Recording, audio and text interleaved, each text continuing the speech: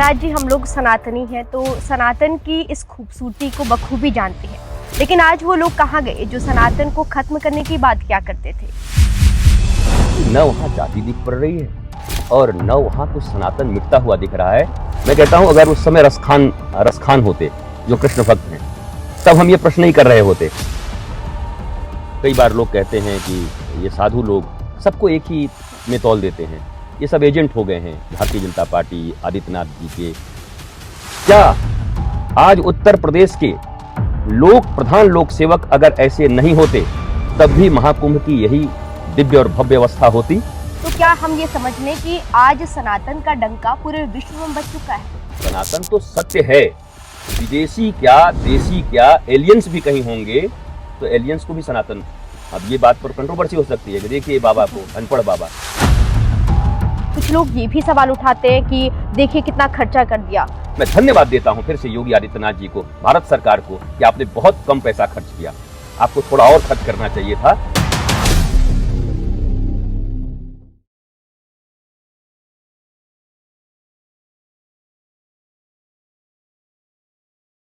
जय श्री राधे कृष्ण।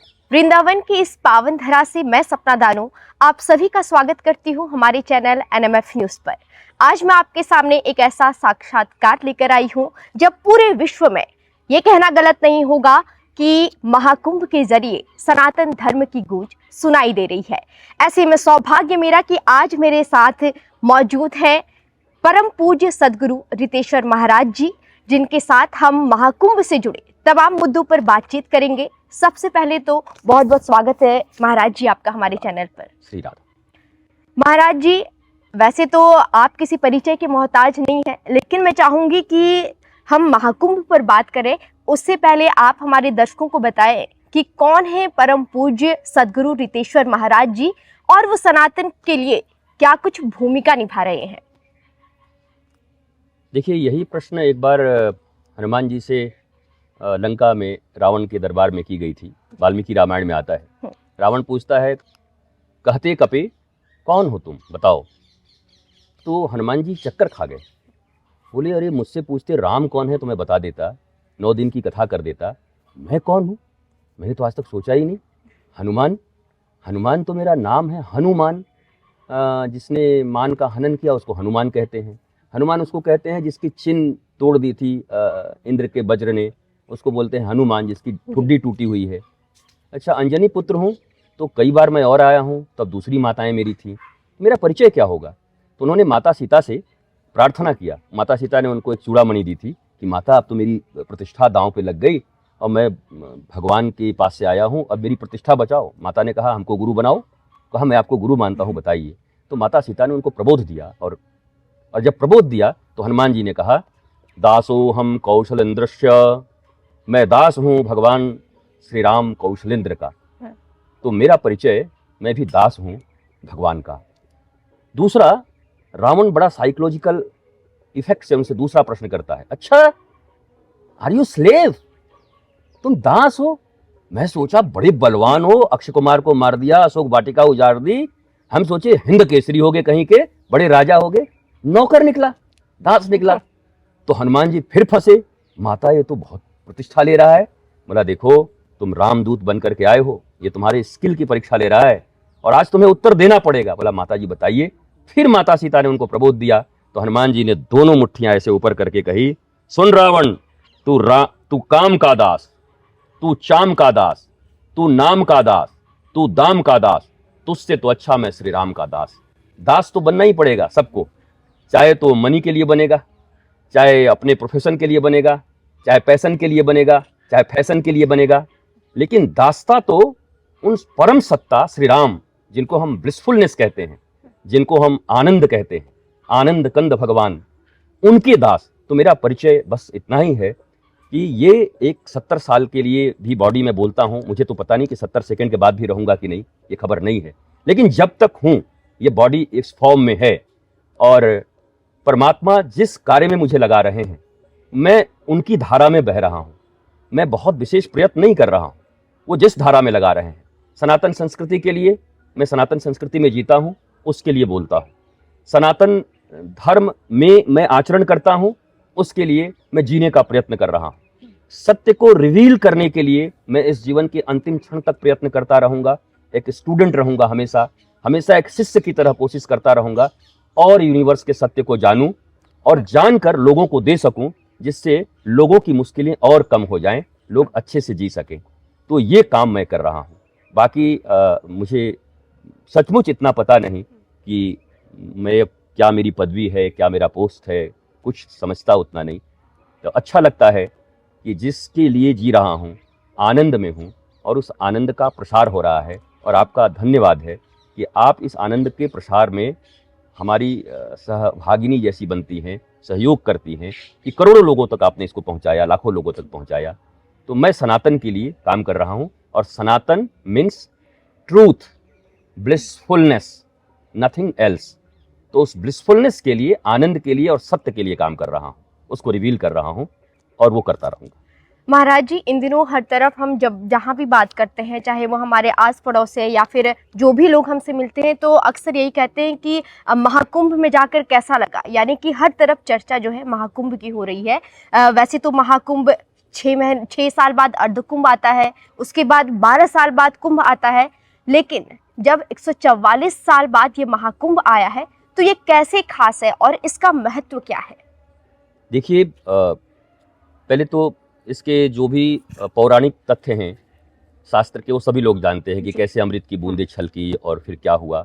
अब आइए सीधा सीधा वर्तमान जीवन पर, कि वर्तमान जीवन में जो चारों तरफ अभाव के, शोक के, दुख के, डिप्रेशन के, चारों तरफ तनाव हैं, अभाव हैं, हर आदमी दुखी है और अपमान का विष है हर आदमी के भीतर में।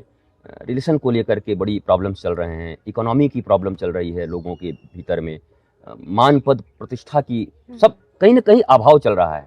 तो उस अभाव के विष को अगर कोई दूर कर सकता है तो वो अमृत दूर कर सकता है।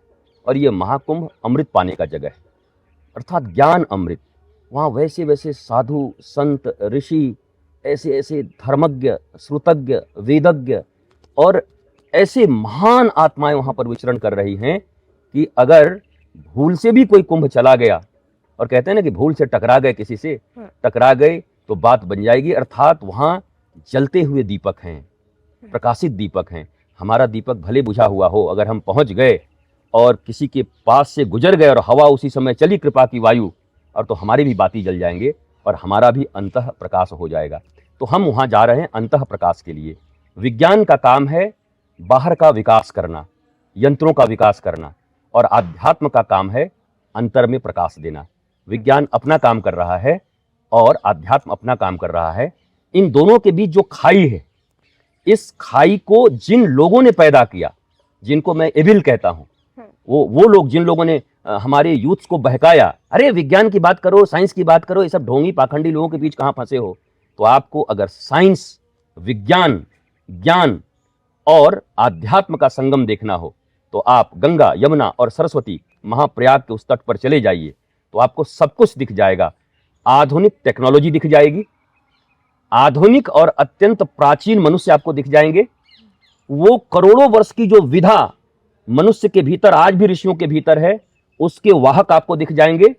और सबसे जो मॉडर्न हैं वो लोग भी आपको दिख जाएंगे वहां पर। तो ये तो हर प्रकार का संगम है।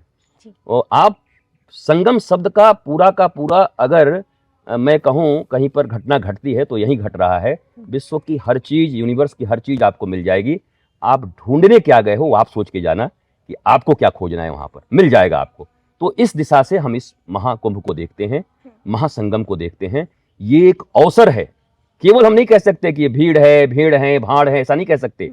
ये एक अवसर है कि मेले में अकेला और अकेले में मेला पैदा करने की बात जो ऋषि कहा करते हैं संत, वो आप कर सकते हैं वहां जाके। महाराज जी, हम लोग सनातनी हैं तो सनातन की इस खूबसूरती को बखूबी जानते हैं, लेकिन आज वो लोग कहाँ गए जो सनातन को खत्म करने की बात क्या करते थे? मैंने एक जो ऐसे सोशल मीडिया पे चलती है, मैंने भी एक प्रश्न कुछ 2-4 दिन पहले ही पूछा और उसको लाखों लोगों ने देख लिया, अभी तक कई लाख लोगों ने। मैंने भी पूछा कि कहाँ हैं वो लोग जो सनातन को खत्म करने की बात करते थे, कहाँ हैं वो लोग जो जातियां ढूंढते थे, क्योंकि न वहाँ जाति दिख पड़ रही है, और न वहाँ कुछ सनातन मिटता हुआ दिख रहा है, बल्कि सनातन, सत्य, आनंद और हमारी संस्कृति पूरे विश्व में, आपने भी सुना, आप तो जानती हैं कि अरब की कंट्रियों में ज़्यादा खोज हो रही है, एक्सप्लोर कर रहे हैं लोग इसको। तो क्यों कर रहे हैं?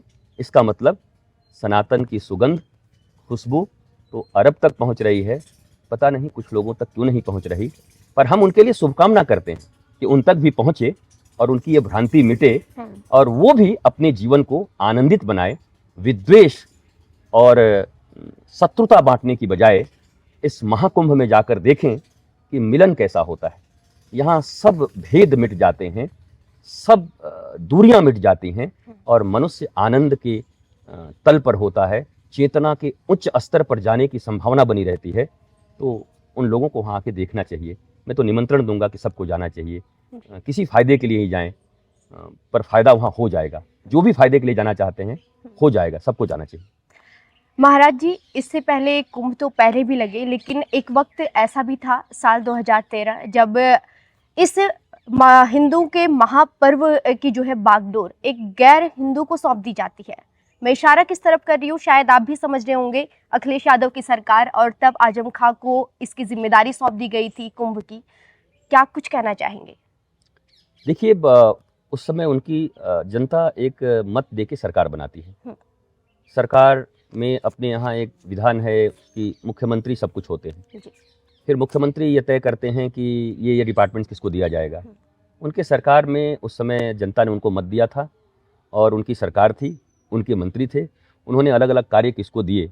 मैं ये कहना चाहूँगा कि जनता ये तय करे कि वो कुंभ और इस कुंभ में उन्हें डिफरेंस क्या दिखाई पड़ रहा है। लेकिन तब हिंदुओं की श्रद्धा को, आस्था को जो है ठेस पहुंची थी।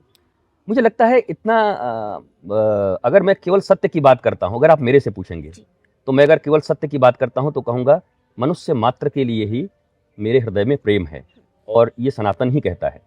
लेकिन अगर उस दृष्टि से मैं कहूँ तो जो लोग ये प्रश्न पूछते हैं उनका भी प्रश्न सही है कि क्या कभी उनके लिए कभी कोई प्रश्न पूछते हैं कि वहाँ किसी को उस जगह पर किसी क्या सनातनी को, हिंदू को बनाया जा सकता है उस बोर्ड में, ट्रस्ट में, इस जगह पर।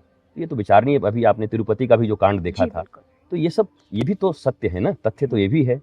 तो तथ्यात्मक रूप से जो भूलें होती हैं उससे इंसान को सीखना चाहिए और आस्था के रूप में कोई अच्छा अगर और योग्य होता। हाँ, मैं बार बार आपको फिर एक बात कहता हूँ, मैं लकीर का फकीर नहीं हूँ। मैं कहता हूँ अगर उस समय रसखान होते जो कृष्ण भक्त हैं, तब हम ये प्रश्न नहीं कर रहे होते कि रसखान जी को कुंभ का ये दिया गया, क्योंकि रसखान तो रसखान है, फिर क्या बात है। तो लेकिन आस्था का ख्याल रखना चाहिए था, एक मैसेज देने के लिए ही कि देखिए ये आपके एक संत को ही हमने सब कुछ दिया है और ये कर रहे हैं। इतना लिबरल होना चाहिए और मनुष्य को या राजनीतिक पार्टियों को इस बात का ध्यान रखना चाहिए। लेकिन मैं मनुष्यता पर सवाल नहीं उठा सकता। अगर हो सकता है वो रसखान की तरह काम कर गए होते तो आज मैं प्रशंसा कर रहा होता। महाराज जी, इस बार महाकुंभ की जिम्मेदारी खुद प्रदेश के मुख्यमंत्री ने ली है और एक वो भगवाधारी भी है। क्या कुछ कहना चाहेंगे? देखिए, मैं पूरे देश में जहाँ भी जाता हूँ तो बिना किसी लाग लपेट के, मैंने आपको कहा भी है कि कई बार लोग कहते हैं कि ये साधु लोग सबको एक ही में तौल देते हैं, ये सब एजेंट हो गए हैं। भारतीय पार्टी जो उनकी भारतीय जनता पार्टी, आदित्यनाथ जी के और मोदी जी के सब एजेंट हैं। लेकिन मैंने उनको फिर समझाया, एजेंट का अर्थ होता है वाहक। एजेंट क्या करता है? कोई एजेंसी सामान आप तक पहुंचाती है, एजेंसी। एजेंट मतलब, तो अगर आप एजेंट कहेंगे तो हनुमान जी के पिताजी जो हमारे आपके प्राण के वायु हैं, वायु भी एजेंट है। फूल की खुशबू आप तक कौन लाता है? वायु। आपके नासिका के अंदर जाकर के आपके भीतर हृदय की धड़कन को कौन अभी तक चला रहा है? वायु। तो एजेंट तो उनको भी कहा जा सकता है। देखो ये एजेंट आ गया, हनुमान जी के एजेंट आ गए। तो एजेंट सबसे तो मैं चिढ़ता नहीं। दलाल शब्द कुछ अलग अलग होगा, मेरे को पता नहीं है, पर एजेंट शब्द को मुझे लगता है हाँ, हम एजेंट हैं, हम जरूर एजेंट हैं। जो सनातन संस्कृति की बात कर रहे हैं, जो सनातन धर्म के लिए काम कर रहे हैं और जो हमारी संस्कृति के पुनर्रक्षा का भार अपने ऊपर उठाए हुए हैं, भगवाधारी हैं। भगवा मतलब सूर्य की लालिमा, प्रकाश, अर्थात सूर्य मतलब ज्ञान। तो भगवा का अर्थ ही होता है ज्ञान। जो ज्ञान प्रकाश देना चाहते हैं इस पूरे भारत को, पुनः अपनी प्राचीन संस्कृति में लौट करके अपनी ओज, तेज और वीरता को फिर से हमें दिखाना चाहते हैं, तो उनके प्रति तो मेरे हृदय में प्रेम होगा ही। पर मुझे लगता है कि मैंने एक लिखा भी है 7 दिन पहले कि क्या आज उत्तर प्रदेश के प्रधान लोक सेवक अगर ऐसे नहीं होते तब भी महाकुंभ की यही दिव्य और भव्य अवस्था होती। और उस पर हजारों लाखों लोगों ने कहा नहीं, आपने बहुत सही कहा कि आज एक ऐसे हाथों में बागडोर है जो स्वयं संत हैं और प्रशासक भी हैं, तो उन्होंने अपना हृदय लगा दिया है भारतीय सनातन संस्कृति। और भारतीय सनातन संस्कृति का जब उत्थान होगा ना, तो मानवता का उत्थान होगा। वसुधैव कुटुंबकम, पूरी वसुधा हमारी कुटुंब बन जाएगी, तो विश्व के सारे लोग शायद प्रसन्न होने चाहिए। जो लोग सचमुच होंगे, सत्य को मानने वाले, वो लोग आज प्रसन्न होंगे कि संत के हाथ में बागडोर है, इतना विराट कुंभ हो रहा है और सत्य के प्रकाशित होने की संभावनाएं बढ़ गई हैं अब। तो ये खुशी की बात, आनंद की बात। जी बिल्कुल महाराज जी, महाकुंभ शुरू भी नहीं हुआ था, ये आवाजें आनी शुरू हो गई थी कि महाकुंभ में गैर सनातनियों का प्रवेश वर्जित है, जबकि हम लोग हिंदू, सिख, ईसाई, हम सब है भाई भाई पर विश्वास रखने वाले लोग हैं, फिर ये आवाज क्यों? देखिए, उस समय जिन लोगों ने आवाज उठाया, ये उसमें भी कितने प्रकार के लोग हैं। कुछ ऐसे भी लोग हो सकते हैं जो कट्टर होंगे, जिनको हो सकता है नफरत भी होगी किसी कारण से। कुछ ऐसे लोग होंगे जिन्होंने ये कहा कि हमारी आस्था है, हम वहाँ फलाहार करते हैं, हम कोई चीजें लेते हैं, और जो आप ही की सोशल मीडिया और मीडिया ने जो कुछ आया, सत्य सामने आया कि कभी कुछ झूठे कर दिए गए, कहीं थूक दिया गया, कहीं चीजों को अशुद्ध किया गया, तो उन लोगों के मन में एक भय उत्पन्न हुआ कि हम महाकुंभ में जाएंगे पवित्रता के लिए और साधना के लिए, और वहां पर कहीं मेरी पवित्रता भंग तो नहीं होगी।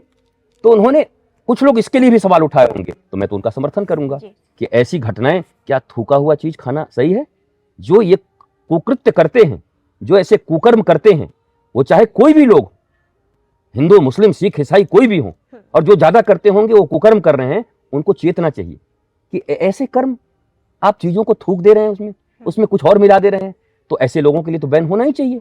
ऐसे लोगों का क्या काम वहां पर महाकुंभ में, जहां सत्य की खोज हो रही है, वहां पर असुरों का क्या काम है? असुर क्यों आएंगे?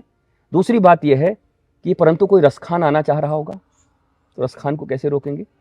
रसखान कृष्ण के प्रेम में कोई जाना चाह रहा होगा, तो बात तो सीधा सीधा कहना तो बड़ा कठिन है ना। आप लाइन समझ रही होंगी कि जो सत्य की खोज में आ रहे हैं, मानवता जिनके लिए सर्वप्रमुख है, और भारत, राष्ट्रीयता और सनातन संस्कृति जिनके लिए मूल है, और इस देश की संस्कृति ही सनातन है, चाहे भले ही 150 करोड़ लोग ही सनातनी यहाँ पर हैं अब, लेकिन जो सनातन की परंपराओं के प्रति अब विरोध रखते हैं, अर्थात जीवन के प्रति ही विरोध रखते हैं, उनके लिए बात कही गई होगी, अखाड़ों ने कहा, साधु संतों ने कहा, तो मैं भी इसका समर्थन करता हूँ कि वैसे लोगों का क्या काम जो हमें अशुद्ध करने आ रहे हैं, अपवित्र करने आ रहे हैं।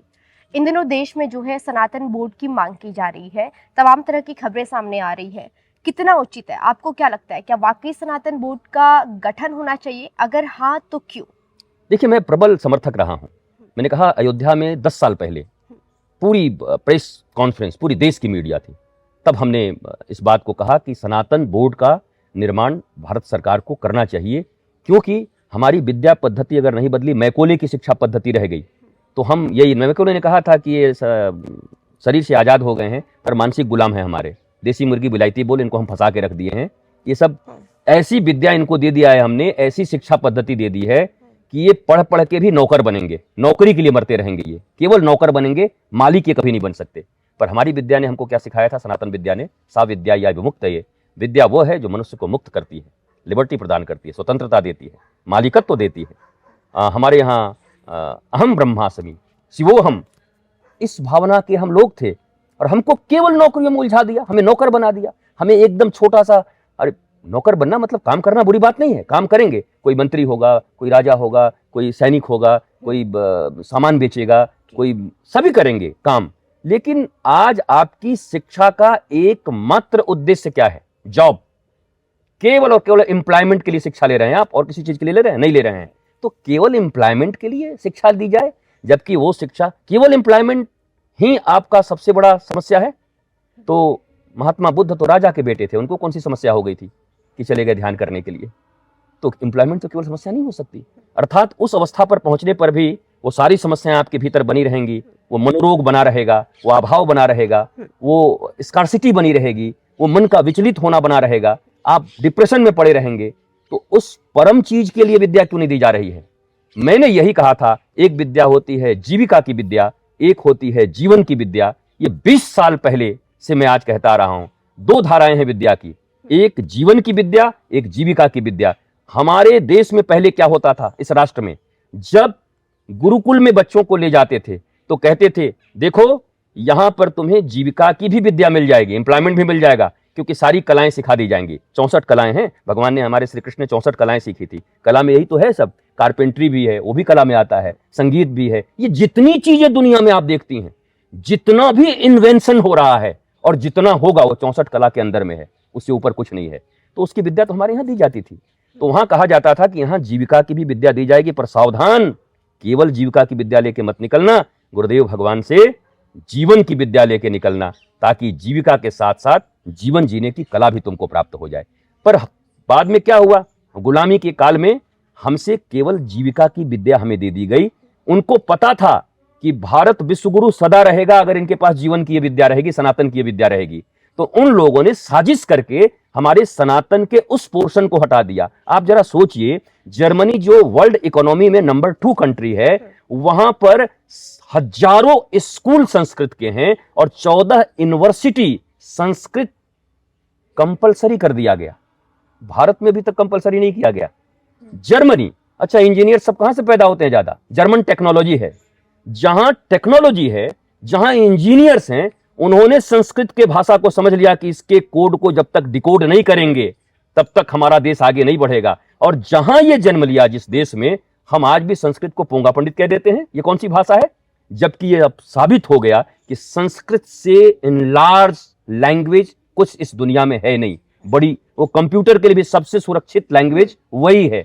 लेकिन हम लोग कैसे हैं, देखिए, हम लोग ऐसे हैं कि जब तक कोई लंदन और जर्मन रिटर्न न हो जाए तब तक हम रिकॉग्नाइज नहीं करते।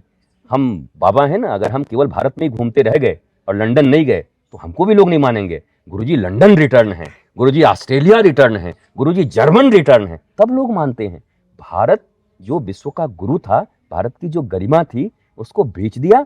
और अब आप विदेशों से संस्कृत पढ़ के आओगे, कुछ ही दिन के बाद मैं आपको बता रहा हूं, अगर सब कुछ ठीक नहीं हुआ तो लोग कहेंगे मैं जर्मन रिटर्न संस्कृत पढ़ के आया, मैं जर्मन रिटर्न, संस्कृत जर्मनी से पढ़िए। और भारत में पढ़ाई जा रही संस्कृत को लोग इग्नोर कर देंगे और जर्मनी जाएंगे पढ़ने के लिए। तो आपकी इकोनॉमी गई, आपको पढ़ने वहां जाना होगा, आपकी सभ्यता गई, आपकी संस्कृति गई, आप नीचे हो गए, आप वीजा लगाते रहिए फिर पढ़ने के लिए और अपने देश की उन्नति करने के लिए। तो ये कहाँ का मतलब सभ्यता है, और कौन सी ये नीति है, नियम है, और कौन ऐसे लोग हैं जो इसके विरोध में सवाल उठाते हैं?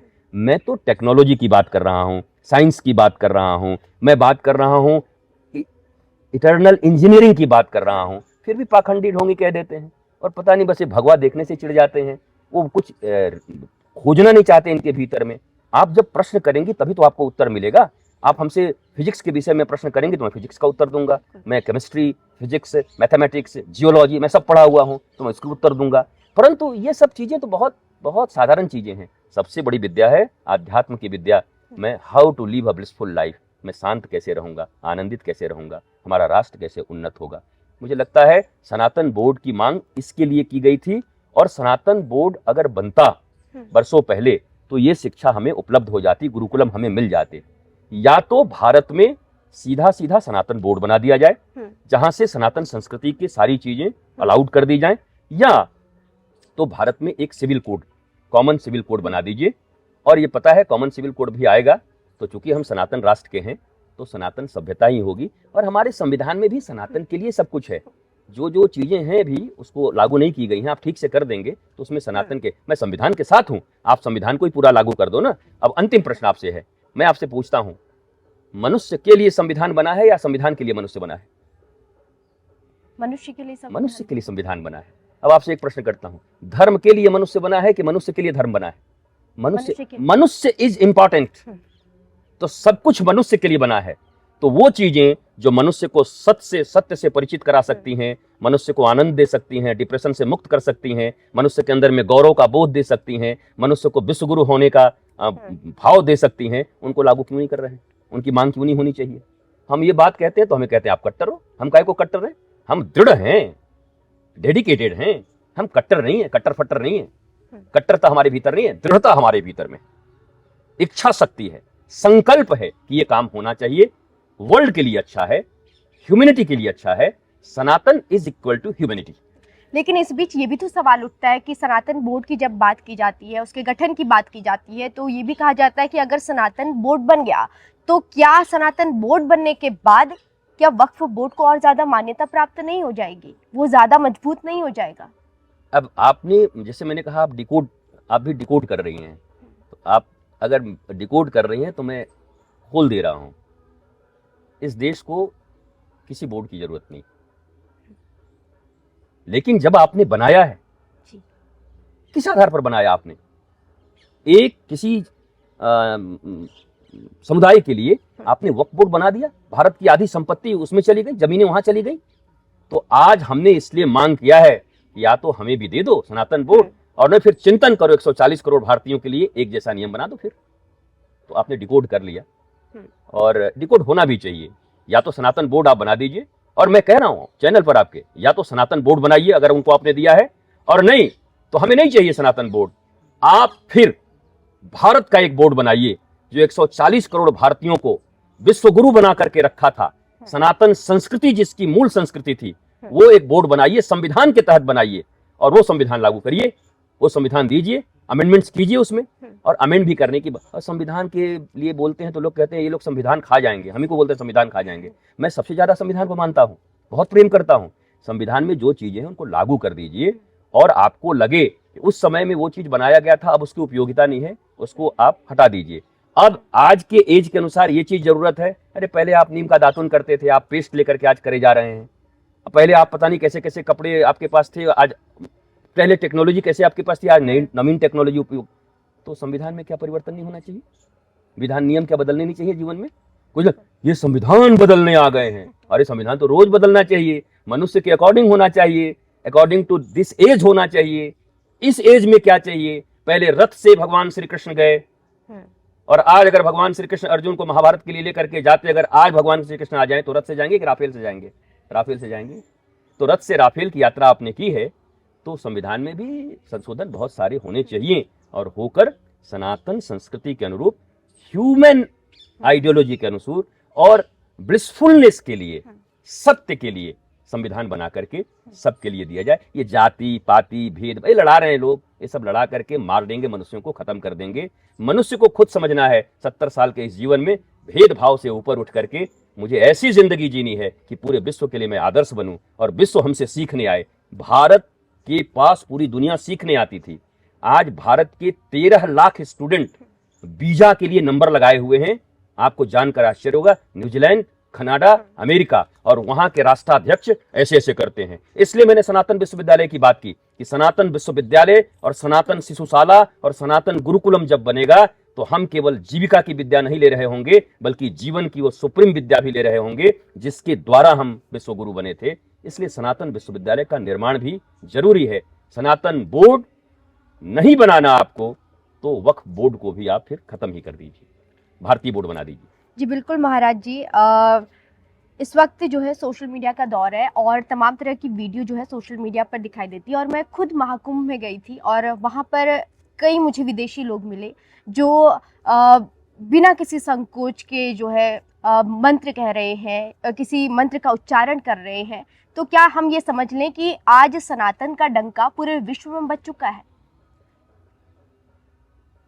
अब जैसे ये बात ऐसी हुई कि आज विदेशी लोग भी भोजन की तरफ आकर्षित हो रहे हैं जी।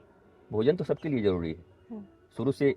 अब भोजन की वो पद्धति उनकी कुछ खराब होगी जी। अगर वो बहुत ज़्यादा मांस इत्यादि इधर उधर खा रहे होंगे, और सनातन के इस आयुर्वेदम के तहत प्रकृति से लिए हुए भोज्य पदार्थ का जब उन्होंने शक्ति जाना और वो वेजिटेरियन होकर के जीना चाहे, तो हम कहेंगे उनमें रिफॉर्मेशन आ गया, उन्होंने सत्य को जान लिया।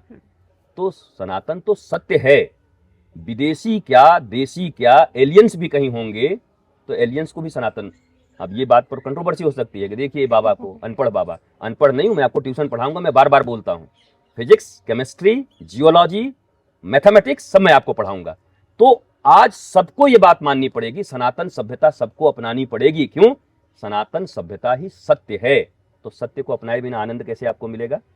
तो Sanatan is equal to truth, truth is equal to humanity, humanity is equal to blissfulness, blissfulness का मतलब है तनाव रहित जीवन। जैसे नहीं कहते आराम, मतलब अब राम मेरे जीवन में आ जाओ। आराम शब्द भी देखो ना, आराम, जिसके जीवन में राम ही नहीं उसको आराम कहां से मिलेगा?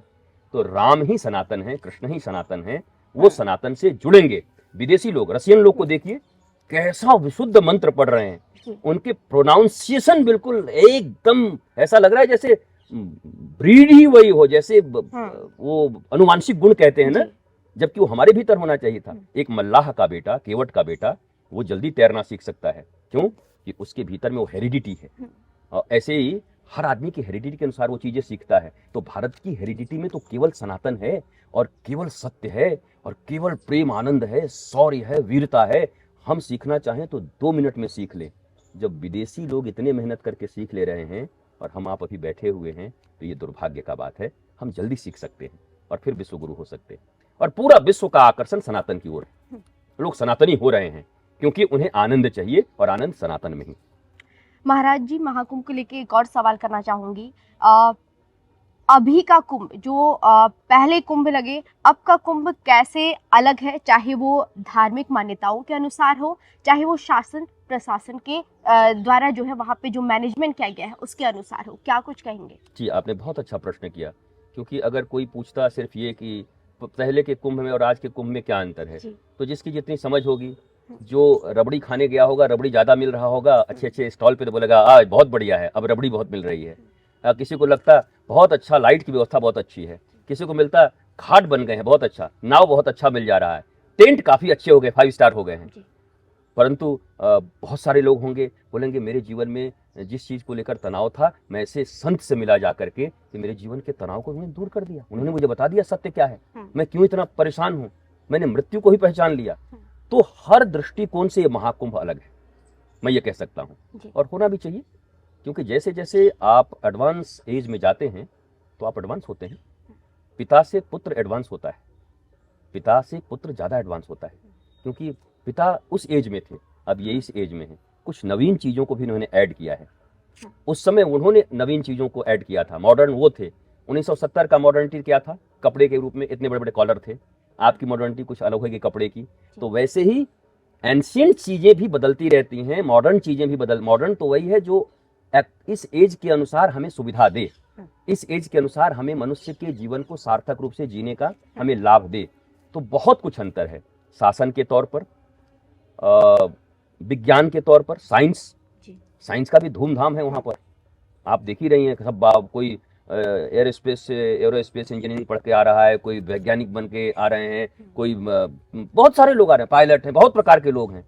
तो विज्ञान के तल पे, शासन के तल पे, सुविधा के तल पे, और कहेंगे यातायात के तल पर, प्रशासनिक व्यवस्था के तल पर, और सबसे बड़ा जो परिवर्तन मैं देख रहा हूं कि सनातन के प्रति लोगों का रुझान ये महाकुंभ बता रहा है। ये वास्तव में महाकुंभ है, मतलब है तो है ही है, लेकिन महाकुंभ दिख गया कि क्या विराट जनसंख्या आकर के सत्य की खोज के लिए आ रही है। भारत की सरकार, उत्तर प्रदेश की सरकार, उत्तर प्रदेश की जनता, भारतीय जनता और सारे लोग सब धन्यवाद के पात्र हैं। साधु संत सन्यासियों को इसलिए कहता कि उनके बिना तो संभव ही नहीं है, वो तो आधार स्तंभ है कुंभ के। तो तीर्थ भी तीर्थ तभी बनती है जब साधु संत के चरण रज वहां पड़ते, नहीं तो तीर्थ को भी तीर्थ नहीं माना गया। अगर तीर्थ में साधु रहना छोड़ दें, संत रहना छोड़ दें, तो तीर्थ की भी मान्यता खत्म हो जाएगी। तो महासंगम के तट पर वो लाखों जो साधु संत दिव्य विज्ञान, ज्ञान और आध्यात्म के संगम को लेकर के बैठे हैं, पलक झपकते आपके समस्त जितनी भी समस्याएं हैं जीवन की, जो मेंटल समस्याएं हैं, उसको सुलझा सकते हैं, क्योंकि उनके पास इंजीनियरिंग है, उसकी उन्होंने शोध किया हुआ है। तो ये बहुत अलग कुंभ है, आप जाइए, एक्सप्लोर करिए, मैं भी कहूंगा। और फिर कहूंगा, अगर इस प्रदेश के मुख्यमंत्री योगी आदित्यनाथ न होते तो ये महाकुंभ की भव्यता और दिव्यता ऐसी नहीं होती। ये मुझे कहने में कोई गुरेज नहीं। लेकिन कल कोई कुछ लोग योगी आदित्यनाथ जी से भी कोई अच्छा आकर के अगर इसको कर जाएगा तो मैं कल बोलूंगा इनसे अच्छा कोई नहीं कर सकता। लेकिन देखिए, इतना भव्य आयोजन करने के बाद भी कुछ लोग ये भी सवाल उठाते हैं कि देखिए कितना खर्चा कर दिया। महाकुंभ में जो खर्चा किया जा रहा है, इससे बेहतर होता कि स्कूलों में खर्चा कर दिया जाता, हॉस्पिटल बना दिए जाते। ऐसे तमाम तरीके के जो है चीजें सामने आ रही हैं, बयान सामने आ रहे हैं। विश्व के 3 देश आज के कुछ समय पहले, अभी मैं वर्तमान में हाँ। तो नहीं देखा हूं, अभी देख के फिर बता दूंगा आपको। जी विश्व के 3 देश स्वीडन, अमेरिका और जापान, जी। ये तीनों की इकोनॉमी सबसे ऊपर थी। तीनों में एजुकेशन सबसे, लिटरेसी सबसे ज्यादा था, एजुकेशन सबसे ज्यादा था और पर व्यक्ति इनकम सबसे ज्यादा थी, विकसित कंट्री। पर आप जानकर आश्चर्यचकित हो जाएंगी कि सबसे ज्यादा डिप्रेशन, पागलपन इन्हीं तीनों देशों में था और सबसे ज्यादा आत्महत्याएं भी इन्हीं तीनों देशों में होती थी। ये रिश्ता क्या कहलाता है? ये कौन सी शिक्षा है? आप जरा सोचिए कि आज खर्च कहाँ करना चाहिए आपको? खर्च वहां करना चाहिए जहां से आपका जीवन सत्यम शिवम सुंदरम की ओर जाए, जहां से आपको आनंद की शिक्षा मिले। तो आज इस महाकुंभ में आनंद की शिक्षा मिल रही है, सत्य की शिक्षा मिल रही है। मैं तो कहता हूं कम खर्च हुआ है और खर्च करनी चाहिए। पैसा ये तय नहीं करता कि आप कितने खुश सुखी रहेंगे। एक आदमी 5 रुपए की थाली खाके, 10 रुपए की थाली खाके, रोटी खाके ये मौत फकीरी में मस्त है। एक आदमी $1,00,000 की थाली खा के भी कहां से मंगवा के, और उसको एंजाइटी है, मेंटल एंजाइटी है। तो हाउ कैन यू से, आप कैसे कह सकते हैं कि पैसा सुख का पैमाना हो सकता है पर पैसा ब्लिसफुलनेस का पैमाना नहीं हो सकता? तो पैसे खर्च कर दिए गए। मैं तो कहता हूं दुनिया का सारा पैसा इस पे खर्च कर दो कि मनुष्य सत्य और सनातन को उपलब्ध हो जाए, मनुष्य ज्ञान प्राप्त कर ले, मनुष्य अपने मन को समझ ले, चित्त को समझ ले, बुद्धि को समझ ले, तो शायद 2-2 रोटियों को खा करके और प्रकृति से पाए हुए फल को पा करके भी हम आनंदित रह सकते हैं। जो आज इतने यंत्र होने के बाद भी, मैंने बता तो दिया, मोर देन 74% भारत में लोग मेंटल एंजाइटी के शिकार हैं। मोर देन 88% लोग मेंटल एंजाइटी के शिकार पूरे विश्व में हैं। एंड अमेरिका जो विश्व का दादा है, मोर देन 90% लोग मेंटल एंजाइटी के शिकार हैं। वहां तो पैसे भी हैं, वो एजुकेशन पे ही खर्चा कर रहे हैं, पर कौन सा एजुकेशन दे रहे हैं बताओ आप? ये सच्चा एजुकेशन है। What do you mean by education? Education का मतलब है जो हमें आनंद दे, सत्य से परिचित कराए, हमारी समस्याओं को जो समाप्त करे, वही तो एजुकेशन है। हमारी समस्या को बढ़ा दे, एजुकेशन है। हम इतने पढ़ गए कि पगला गए, और इतने पढ़ गए कि टेंशन में हो गए, इतने पढ़ गए कि डिप्रेशन के मरीजों की संख्या बढ़ गई। तो पढ़ाई कहीं गड़बड़ दिशा में तो नहीं जा रही है? ये चेक करना हमारा काम नहीं है, ये ह्यूमैनिटी का काम नहीं है, और ये धर्म ही कर सकता है। मैं धन्यवाद देता हूं फिर से योगी आदित्यनाथ जी को, भारत सरकार को, कि आपने बहुत कम पैसा खर्च किया। आपको थोड़ा और खर्च करना चाहिए था, क्योंकि इससे मनुष्य का जीवन आनंदमय होने वाला है, वो सत्य को प्राप्त करने वाला है। चिल्लाने दीजिए कुछ लोगों को, ये चिल्ला रहे हैं, ये हमें मैकॉले की शिक्षा पढ़ाना चाहते हैं, ये हमें विदेशियों की शिक्षा पढ़ाना चाहते हैं, गुलाम बनाए रखना चाहते हैं। इनके चिल्लाने से कुछ नहीं होगा। भारत की युवा जग पड़ी है और भारत की सनातन युवा चाहती है कि हम अपने प्राचीन इतिहास और प्राचीन ज्ञान को एक्सप्लोर करके और दुनिया में विश्व गुरु की तरह जिए। इसलिए कम खर्च हुआ है, ज्यादा होना चाहिए।